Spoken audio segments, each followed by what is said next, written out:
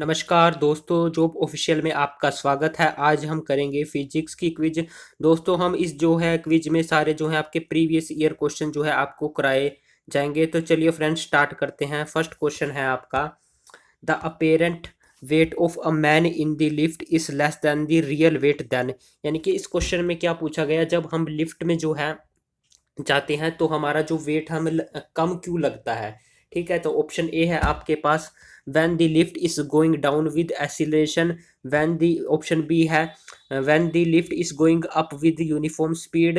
और option C है आपका, when the lift is going down with uniform speed. और ऑप्शन डी है आपका, when the lift is going up with acceleration. तो ये फ्रेंड्स, ये जो है इंपॉर्टेंट क्वेश्चन है आपका, और ये क्वेश्चन आपका आया हुआ है SC/SC CGL 2016 में। तो इसका जो है आपको राइट आंसर बताना है, और जो आपको कमेंट भी करना है आंसर। इसका राइट आंसर होगा आपका, when the lift is going down with acceleration. यानी कि जब लिफ्ट नीचे की तरफ आती है तो हमें क्या, अपना जो है वेट कम लगता है। ठीक है जी। नेक्स्ट आपका क्वेश्चन 2 है आपका, the time period of revolution for a Jio stationery satellite. यानी कि जो हमारी जो सैटेलाइट भेजी जाती हैं इंडिया की, जो मतलब जो भी सैटेलाइट जाती हैं जो है अंतरिक्ष में, तो उसका जो है इसमें क्या टाइम पूछा गया आपको, रेवोल्यूशन का जो है टाइम पीरियड पूछा गया, कितना एक रेवोल्यूशन कितने दिन में वो अपना पूरा करता है। तो ऑप्शन है आपका, ऑप्शन ए है 365 डेज।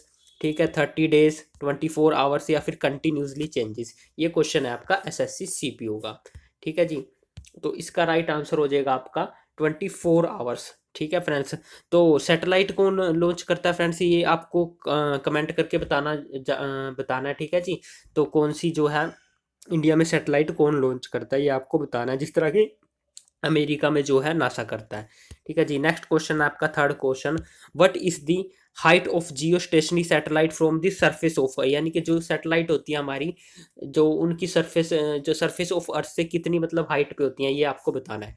ठीक है जी। 36,000 किलोमीटर, या फिर 42,000 किलोमीटर, 30,000 किलोमीटर, या फिर नन ऑफ दीज। ये आपका क्वेश्चन आया हुआ है SSC MTS में। ठीक है जी। तो इसका राइट आंसर हो जाएगा आपका 36,000 किलोमीटर।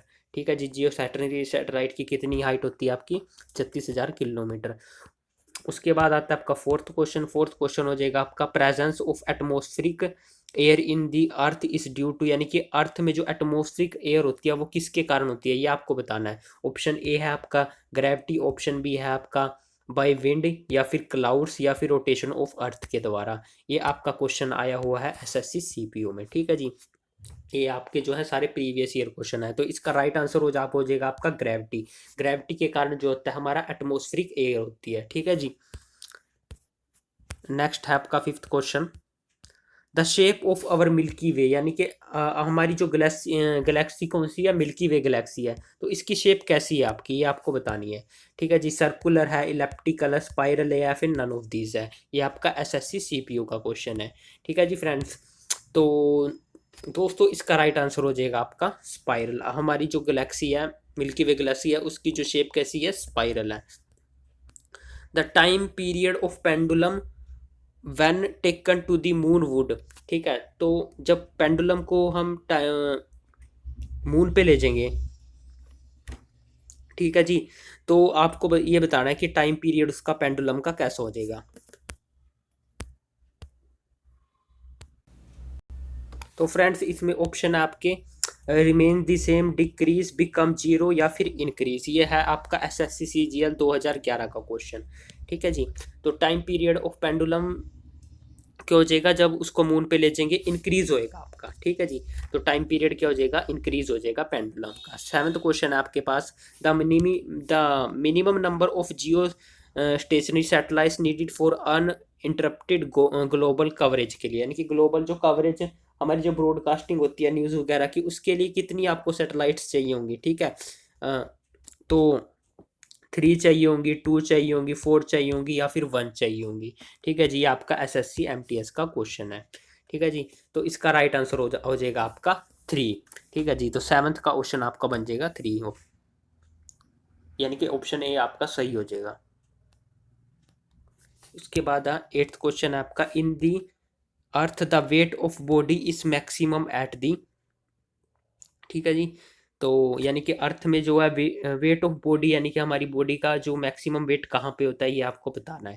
ठीक है जी, नॉर्थ पोल पे होता है, साउथ पोल पे होता है, इक्वेटर पे होता है, या फिर सरफेस पे होता है। ठीक है जी, ये है आपका क्वेश्चन कौन सा है, एसएससी CHSL 2017 का।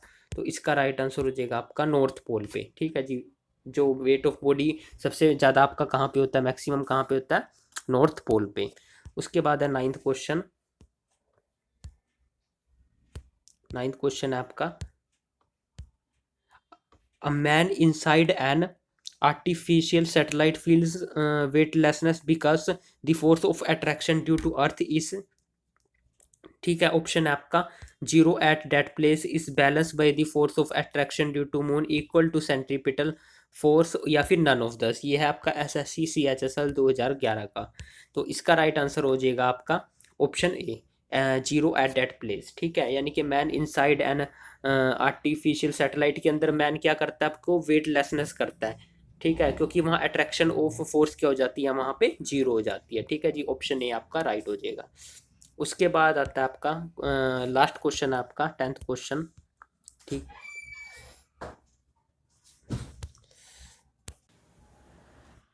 तो फ्रेंड 10th क्वेश्चन है आपका, the apparent weight of a man in a lift is less than the real weight, यानी कि जब मैन जो है लिफ्ट में ट्रैवल करता है उसका वेट लेस क्यों होता है, उसको ऐसा क्यों लगता है उसका वेट लेस है। तो ऑप्शन ए है आपका, the lift is going up with an acceleration. Option B है, the lift is going down with uniform speed, या फिर the lift is going up with uniform speed, या फिर the lift is going with an acceleration. ठीक है, तो ये है आपका एसएससी CGL 2016 का क्वेश्चन है। ठीक है जी, तो इसका राइट आंसर हो जाएगा आपका option D, the lift is going down with an acceleration, यानी कि जब एसिलेशन के साथ भी जो है लिफ्ट आपके नीचे जाएगी, तो जो आदमी है, जो मैन क्या करेगा आपका, उसका वेट आपको लेस महसूस करेगा। ठीक है, आपने भी जब भी आप लिफ्ट में जाते होगे तो आपको ऐसा लगता होगा, जब लिफ्ट नीचे की तरफ आती है तो वेट आपको अपना क्या लगता है, कम लगता है, और जब लिफ्ट ऊपर की ज़्यादा लगती है तो आपको अपना वेट ज़्यादा लगता है। ठीक है जी, तो ये बहुत इंपॉर्टेंट क्वेश्चन है, आपको जो है ये आपको याद रखने हैं। ठीक है जी, ये आपको किसी ना किसी पेपर में जो है आपका देखने को मिल ही जाती हैं। ठीक है, उसके बाद आपका,